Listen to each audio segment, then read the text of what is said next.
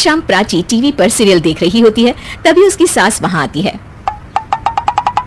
अरे सीरियल में तो ऐसे मग्न है जैसे आज रात का खाना पड़ोसी आकर बनाएंगे। मुझे पता ही नहीं था आपने अपने बेटे की शादी पड़ोस में भी की हुई है। हैं? मतलब? मतलब इस घर में सारा काम बहू ही करती है, आप तो सिर्फ खर्राटे मारती हैं। अच्छा जी, फिलहाल तो तुम आराम फरमा रही हो, चलो जाओ, ये मेरे टीवी देखने का समय है। हाँ, इसीलिए मुझे भगाया जा रहा है। सॉरी, अब तो बिल्कुल नहीं जाऊंगी। प्राची की इस बात पर दोनों सास बहू के बीच टीवी रिमोट के पीछे बच्चों जैसी छीना झपटी शुरू हो जाती है, जिसके बीच श्लोक भी काम से घर वापस आ जाता है। हाँ, आज मेरी चूहे बिल्ली की जोड़ी किस बात पर झगड़ रही है? अरे तेरे बीवी मुझे टीवी ही नहीं देखने दे रही। अरे तुम्हारी मम्मी मुझे खाना बनाने के लिए फोर्स कर रही है। अरे वाह, ऐसे बेतुके रीजन पर तो बच्चे भी झगड़ा नहीं करते। अरे मुझे कुछ मत बोल, सब इसने ही शुरू किया है। हाँ हाँ, जैसे आप तो बहुत दूध की धूली है ना। अरे बस दोनों चुप। प्राची जाओ, खाने की तैयारी करो। और माँ तुम छोड़ो, तुम्हें क्या बोलूं, शांति से अपना सीरियल देखो, मुझे दोबारा लड़ने की आवाज सुनाई नहीं देनी चाहिए। ऐसा बोलकर श्लोक वहां से चला जाता है, जिसके पीछे पीछे प्राची भी कुछ न कुछ बड़बड़ाते हुए रसोई में चली जाती है। हाँ हाँ, सासू जी को तो कुछ बोलेंगे ही नहीं, बस मुझ पर ही हुक्म चलता है, खाना बनाओ, जैसे मैं इनके घर में खाना बनाने के लिए आई हूँ। इसी तरह शाम बीतती है और रात को श्लोक और प्राची की सास खाना खाकर सोने चले जाते हैं, लेकिन प्राची गुस्से में कुछ खाए बिना काम में ही लगी रहती है। इस घर में किसी को घंटा फिक्र नहीं पड़ता, मैं खाऊं या भूखी रहूं। प्राची कुछ देर के लिए रसोई से बाहर जाती है और जैसे ही वापस आती है तो वहां दूध का भरा ग्लास देखकर हैरान रह जाती है। फिक्र पूरी है, बस दिखाना नहीं है।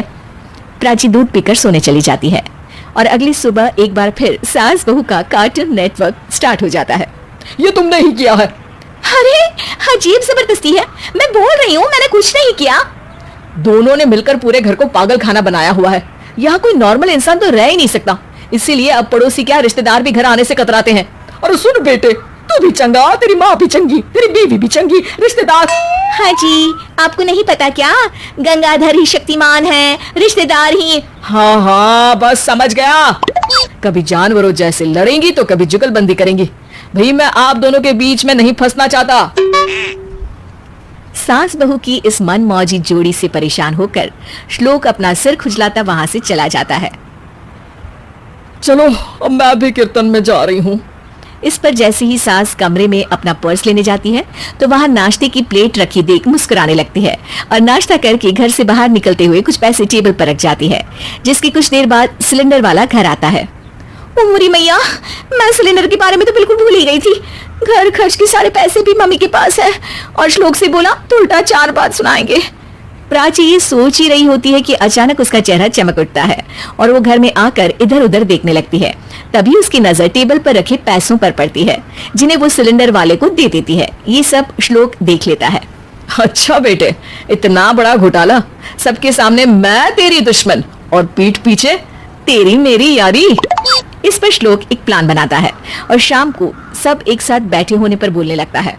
माँ, तुम दोनों की बहुत लड़ाई होती है, इसलिए मैं सोच रहा हूँ कि प्राची को उसके घर छोड़ाऊं, इससे वो भी खुश रहेगी और तुम भी। अचानक श्लोक की ये बात सुनकर सास बहू शौक से उसकी तरफ देखती हैं। अरे ऐसे कैसे घर छोड़ाओगे, मुझे कहीं नहीं जाना।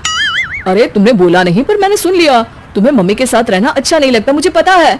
अरे वो अरे, जब बहू खुद कुछ काम बोले तो वो तुझे सुनता नहीं, और अब जो इसने बोला ही नहीं वो तू समझ गया।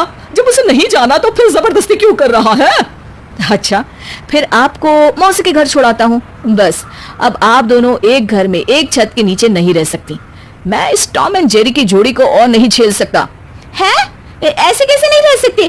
तुम्हें इतनी दिक्कत है तो तुम्हारा बोरिया बिस्तर पैक कर देती हूँ, लेकिन मम्मी जी कहीं नहीं जाएंगी।